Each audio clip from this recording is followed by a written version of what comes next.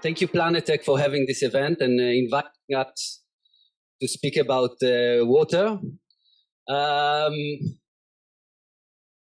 Okay, so water is an important topic, right? From my perspective, when we talk about climate change and temperatures and carbon and energy emissions and so on, water is actually the first.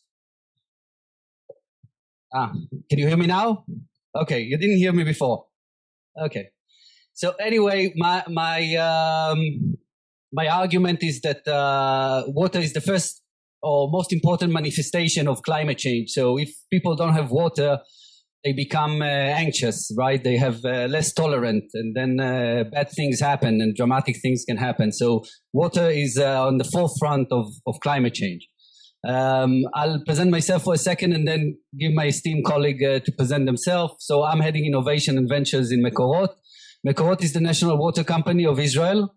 We're dealing with all of the water cycle, from production to transmission to water treatment, water reuse, and so on. And we are investing in startups. We're doing a lot of R&D, and we are positioned in a very good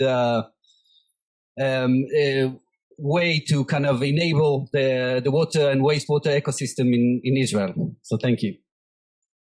My name is Inken Braunschmidt. I'm driving innovation and digital for Halma.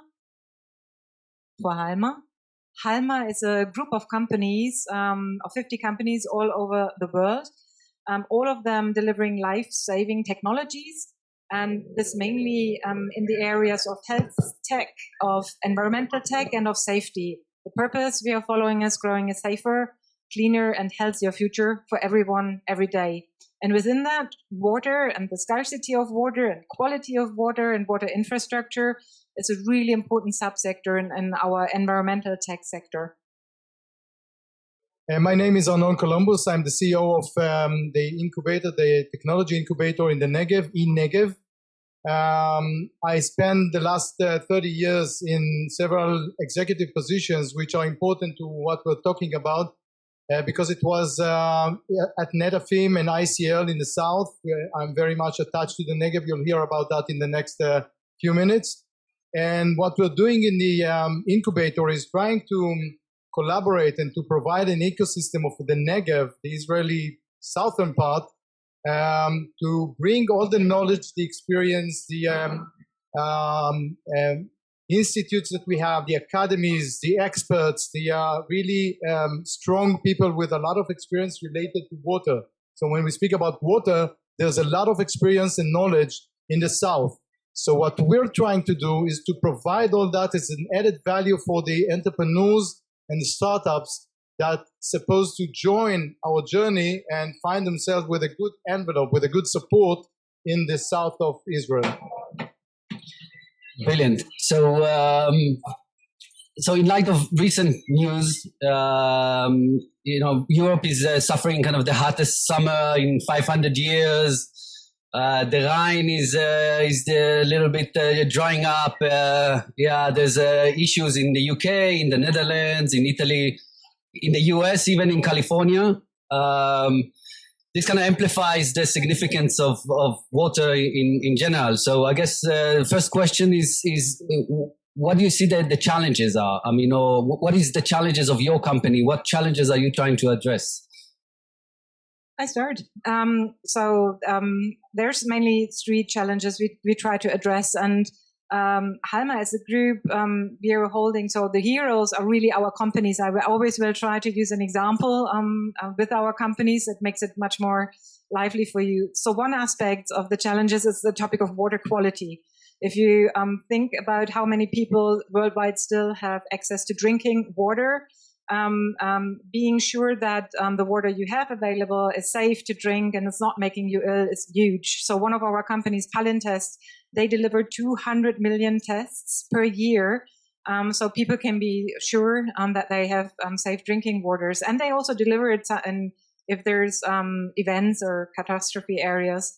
So that's one of the challenges. The second one is how not losing water. If you think about that, every day, 100 millions or billions of liters of water are wasted because of leaks, because of old infrastructure. then that is an issue. It's not about producing more water. If you just could keep the water, which we have, and not leaking it. So there are solutions for that. Our company HWM, for example, they have data loggers. They are placed at the network, and they will detect leaks so that utilities, water companies can act on that. And I assume you will have similar technologies as well. And last but not least, it's not just about water and drinking water in this case. It's also about wastewater, which is a challenge. And here I come to the UK because you mentioned it. We have a wastewater system which comes from Victorian times, yeah, so hundreds of years old. At that time when it was built, it was sufficient. So spillover was planned, but it was not happening very often. We still have that very same system and the same network, and we have spillover every day. Maybe not, but the events are getting more and more. So what was a last resource of what would happen is now more often. So we try to really prolong the lifetime of the existing by detecting if there's a blockage, broken things. So Minicam have little devices like robots going into the network and detecting whatever is wrong, just to fight against this very aging infrastructure. Great. So I think that the challenges are exactly these. Accessibility of water and the ability to prevent waste. But the issue, I don't know if you know, but Israel was for decades the world leader for smart water solutions in the 70s and the 80s, and I would say even the 90s. But for several decades, there are no real breakthroughs, not in Israel, not in the world, related to water technology. So there are a lot of technology out there. There's digitalization, sensors, smart sensors, AI, whatever you have there. These are technologies. And how to make a breakthrough when you speak about water solutions, this is quite a challenge. And this is what we're trying to do with the incubator, to bring our, I would say, strategic partners or design partners such as MEKOROT or Netafim or SodaStream, or Osem Nestle, or whoever is dealing with the water upstream or downstream, depending on the situation. And then we're looking for the entrepreneurs with their knowledge about specific technology.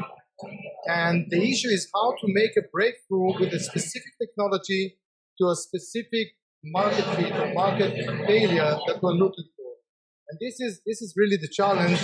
The fact that we have really lack of water scarcity is there, and how to make a breakthrough. This is something that we're looking for, and we're looking for technologies on one hand and the way to go to the market on the other hand.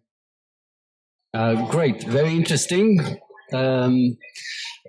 MEKOROT has embarked on this journey where we are able now to supply water to the country of Israel and sometimes to our neighbors as well.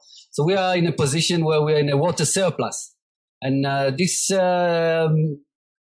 we were able to do it because of the desalination, the sea desalination revolution. So we have 5 desalination plants on the Mediterranean Sea, 1 more in Eilat, in the Red Sea, and this provides most of the drinking water in Israel.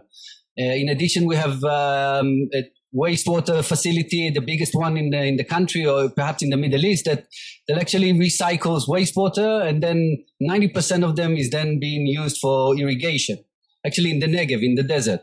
So, but these technologies or this approach comes with a price. It's very energy intensive.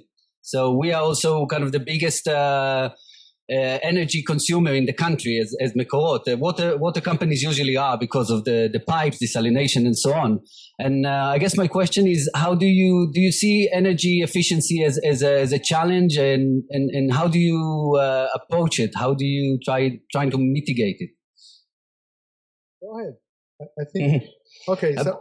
No, yeah, I can start shortly, but I would be interested in your view. Of course, because of the desalination, which is very energy intensive, I totally get that challenge and how to work against it. And I would be happy if you see any breakthrough in that area. I think from our perspective, it's really rather how can we, based on the water we have and we use and we provide, how can we make that efficient and safer? Because if you go into that supply chain, so to say, not at the production, but if you go then up the value chain until up to the person drinking the water or where the wastewater is going, there's a lot which can be done if it is about efficiency. And I come back to, yes, maybe digital is mainstream in the meantime, and that's good. And still, I think there's a lot which can be done and deployed if you think about sensors, if you think about smart systems, to make the best out of what we have and make the best use, avoid that it's leaking, how we test water. So in that cycle, still really a lot can be done. A very small example, one of our companies, Hydriker, they are using systems and solutions, sensors, remote data monitoring with a very low battery consumption, which is good. And they have established a rental model. So very often these devices are used because of events or specific projects. What they do, they rent it out, they get it back, they clean it, repair it if necessary, and then it's handed out to the next customer. And that looks now small if you think about the energy consumption of a desalination plant. Still, I think there's a lot we can do within the whole value chain, and maybe not breakthrough, but the topic of digital is of utmost help in that. Great. So I think two similar stories. I would like to share with you two stories, but I will start with the third one. Okay. The third one is just an example because, you know, we always say in the community of innovation that necessity is the mother of all good innovation or good invention. So just 56 years ago, exactly 6 years ago, in the same place at the same time where I was born, a netafim company was established, introducing the dripping irrigation systems to the world. And that was out of necessity because there was no other option to grow any kind of agriculture on that salty land. So that was one invention that was done out of necessity. Now, beneath the ground of the desert in Israel, mainly in the area of Kadesh Barnea, there is a great salty lake. Huge one. I don't know if everyone knows that, but there's a lot of water, salty water, cannot be used to most extent to agriculture because it's too salty and there's nothing to do about it. So they can mix it a little bit with regular fresh water, but it's not good enough, definitely not for a great amount. So we were searching for solutions for how to find a good way to use these salty waters. So we meet with a lot of companies during the year, like 500 companies. And out of them, one company or one startup brought this solution, nanorobotic solution of desalination of salty water, exactly of what we were actually looking for. It's still in process. We cannot really elaborate more than that, but it's amazing that if you're looking for the right technology for a real solution or challenge that we have, you can find solutions, sometimes in a place which you wouldn't even imagine that it's a nanorobotic solution for water desalination. So this is the second story, and the third one I will keep for later stage. Nice. What's the name of the company, the nanorobotics? So I'm not sure that I'm allowed to say right now. This is why I'm saying it's still in process. Yeah. Not without their permission. We can talk afterwards. Huh? Yeah. Inspirational. Okay, so as I see it, MEKOROT, we're the national water company, a governmental company. We see our role in acting in, I guess, three spaces. So one is the international kind of space where, you know, fighting climate change and trying to contribute where we can there with collaborations with other countries. And we're doing advisory, and we're doing some master planning in many different countries. Now we've opened a lot of activities in Bahrain, the UAE, Morocco with the new peace agreement, which is quite exciting. We're working in India and in South America and a lot of different places. So we do see ourselves as as active in the international level, but we also do see ourselves as an enabler in the local, in the country level. So we are very supportive of new technologies, and we give the beta site, and we are a design partner, and whatever it takes to help the ecosystem succeed. I wonder with you guys, I mean, how do you see collaborations and partnerships in this space? We have a huge passion for technology. And of course, you might assume that our companies are specialists in specific sensors and devices and so on and so forth. But they can't be an expert in everything. And I do believe that there's a way to innovate, which is via partnerships. Specifically, if something is invented already, or there's somebody out there who is really good at it. And if you think about being good at devices and sensors and so on, you might not be the best software company. And you shouldn't, because you're good at the sensors. So what we are looking at is partners who could add and develop together, for example, solutions and products where both bring in their expertise. And we would do that with big companies. We also work with utilities. I don't think we work with you, but a lot of utilities in UK. And but we also like working with startups. And here specifically, if it is all kind of whatever the digital value chain is. Our model is that for us first, it comes the partnership. There should be something commercial. I give you again an example. One of our companies, Minicam, they do inspection, maintenance, and rehabilitation of wastewater pipes infrastructure. Today is they send in a little car robot, and a person, a human being, still needs to analyze what's happening there. That's taking a lot of time, and I mean, you know what I'm talking about. So we have partnered now with a startup called Vapor, and they deliver the AI software that, with even more accuracy, is able to detect whatever is wrong in that pipe or network. So you speed up the process, and you have better outcomes.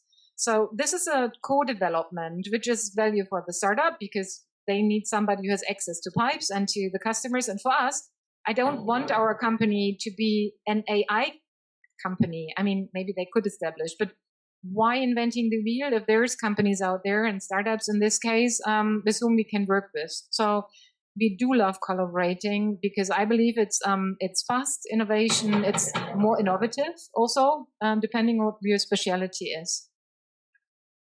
I think that's really the name of the game. I think this is what unique about the ecosystem of Israel as a very small space relatively. If you go 1 hour to any direction, you will find the right person to talk to. And if we want to have this amazing event here by PLANETech, it's amazing how many people, how many different disciplines, and how many different experts you can find in this very small country. And I think that partnership is definitely the way to go. Since I live in a kibbutz, I must speak in favor for partnership. Otherwise, they will kick me out. So definitely, we think that partnerships are the right way to act. But it's not only the right way; it's the only way to make sure that in the valley of death, that usually most startups are staying behind or die.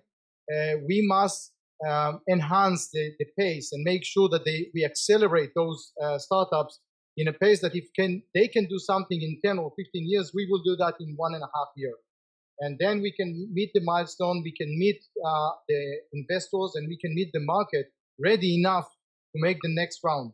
Now, what happens usually is if you don't have this ecosystem with the industries, with the experts, with the labs, with everything that comes as a holistic approach, you will never find yourself meeting this milestone in 2 years or less. It usually will take much more.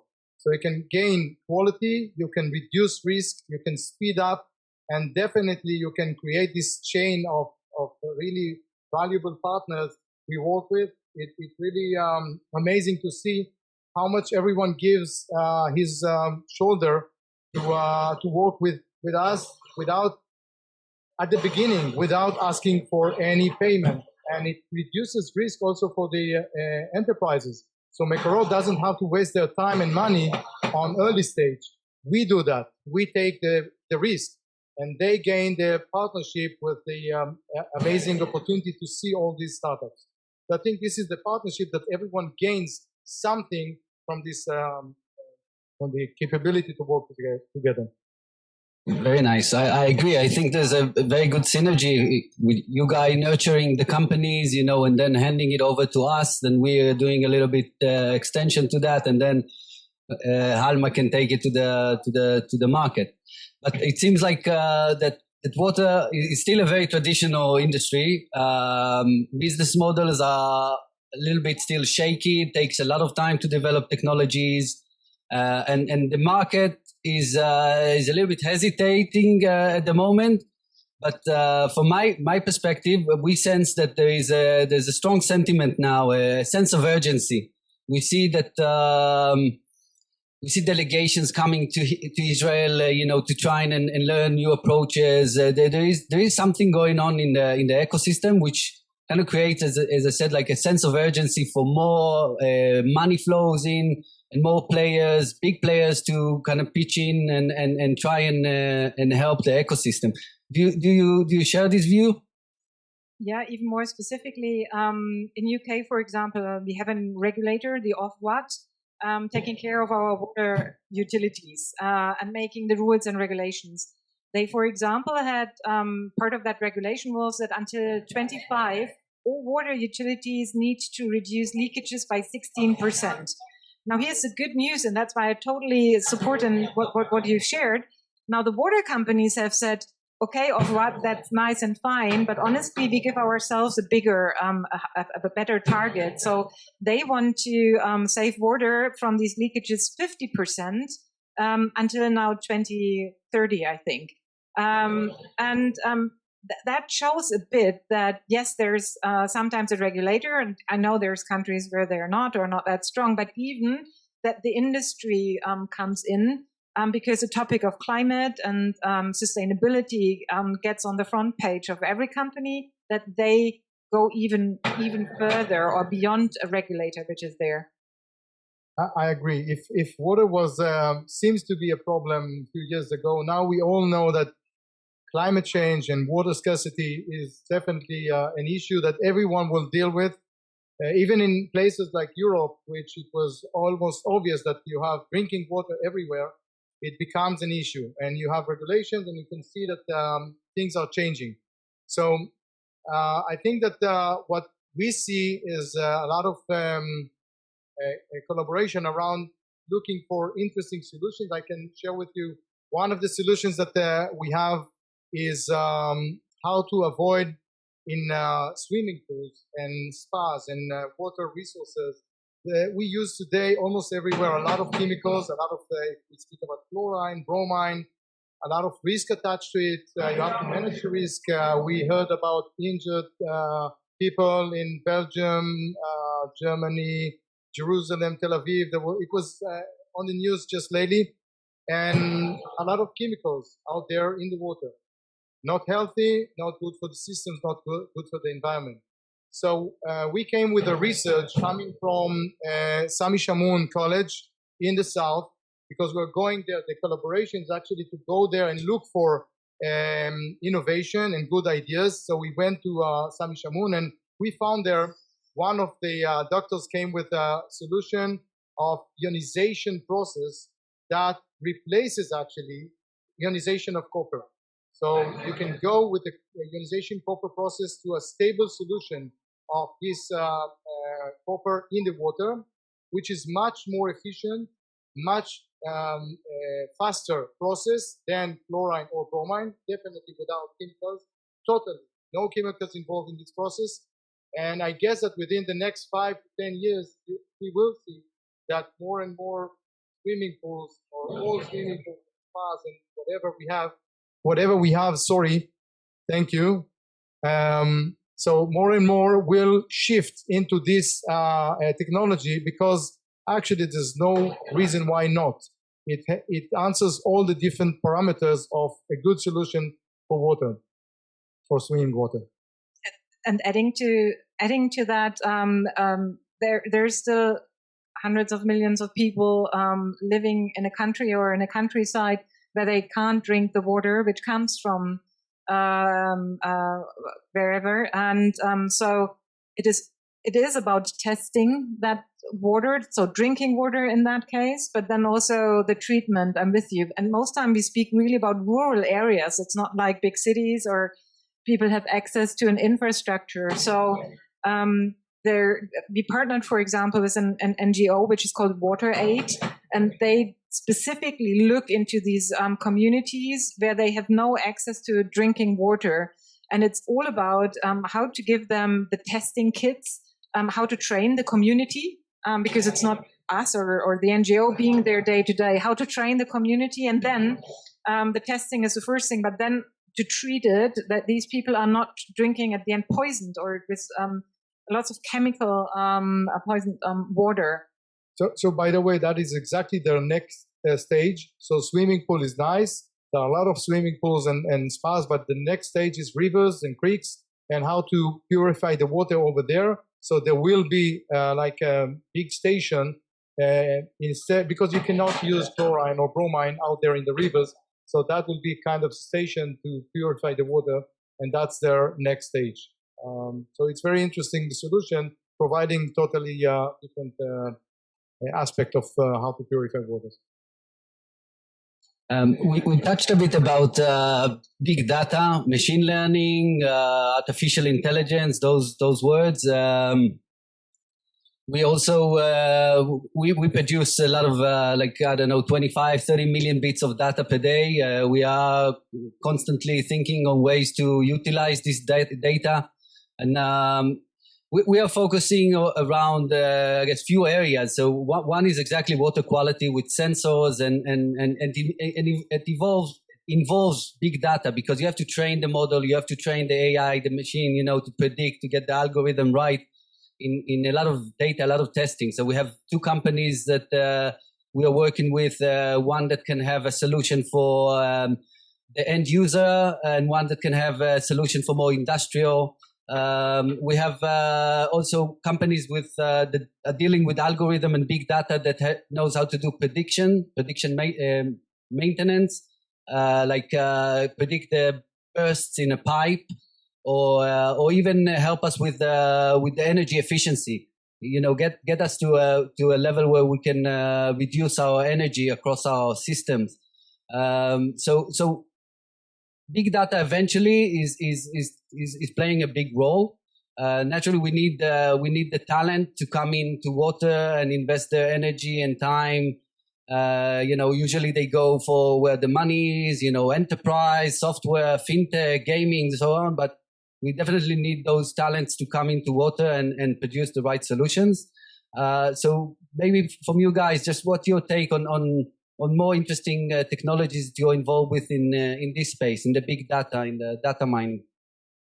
Yeah, and I start with the talent piece, because yes, I think you were right until maybe 2 or 3 years ago that the talent would think, oh, water is boring. And the previous industry I was in was energy. Also, energy was boring. But I think that totally changed in the last 2 to 3 years, because again, I come back to climate and sustainability. Lots of people are looking for a purpose, not just a job, but they want to do something which is meaningful.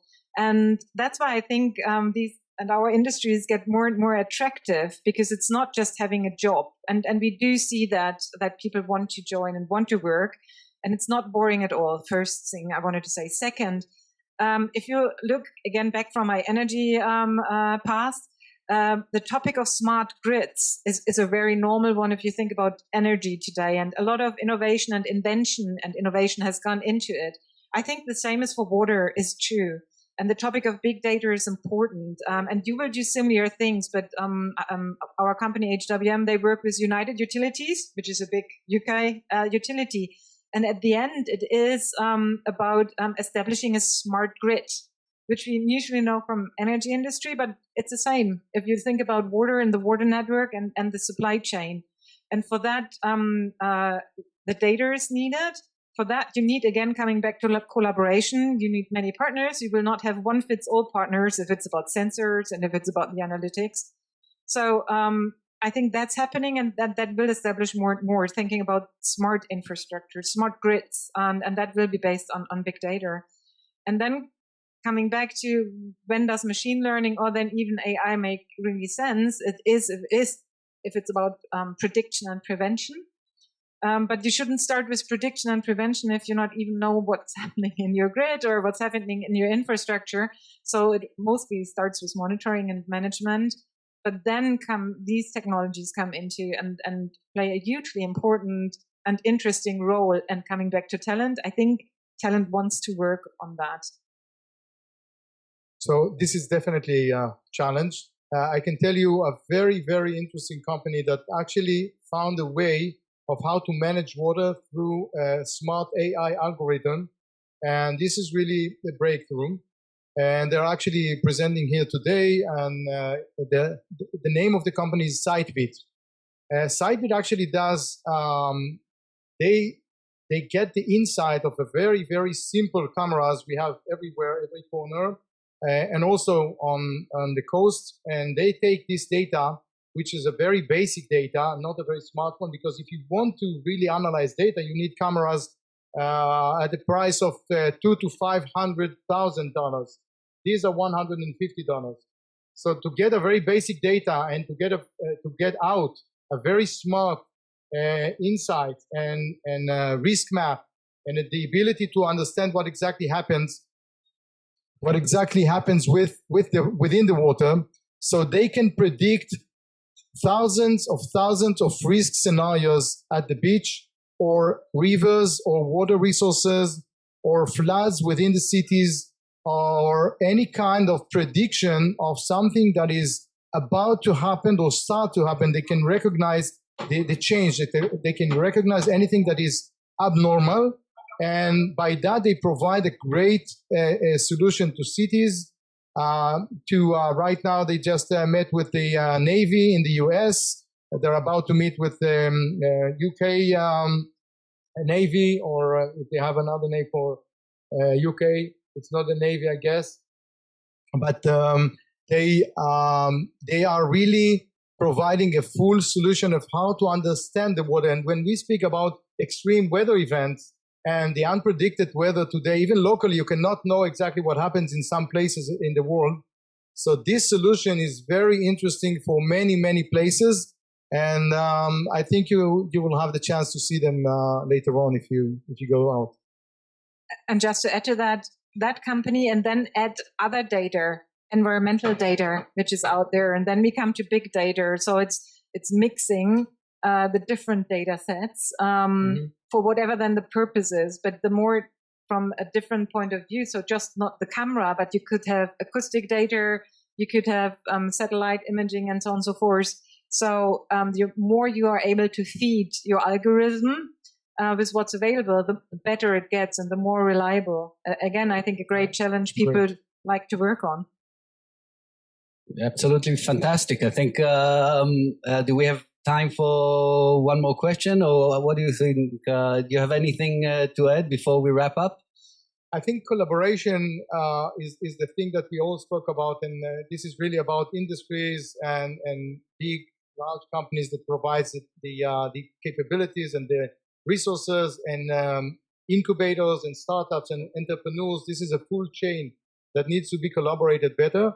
And I think we need to have such events like this one and others to make sure that we bring together those brilliant minds that we have and make sure that they speak to each other and provide the different technologies.